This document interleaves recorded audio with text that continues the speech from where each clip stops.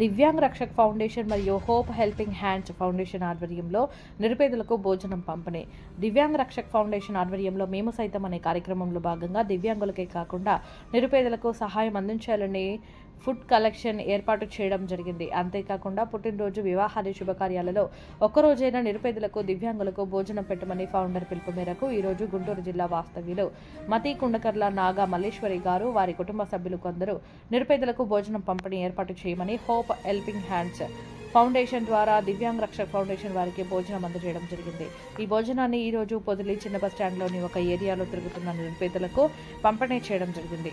దీని సందర్భంగా ఫౌండర్ నరసింహారావు మాట్లాడుతూ, ఈరోజు మాకు భోజనం అందజేసిన మతి కుండకర్ల నాగా మల్లేశ్వరి గారు నిండు నూరేళ్లు సుఖ సంతోషాలతో ఉండాలని కోరుకుంటూ, ఈ వీడియో చూస్తున్న మిగతా వారు కూడా నెలకి కొందరికైనా భోజనం పంపిణీ విషయంలో సహకరిస్తారని తెలియజేయడం జరిగింది. ఈ కార్యక్రమంలో ఆంజనేయులు, నరసింహారావు, రాధా, శ్రీను తదితరులు పాల్గొన్నారు.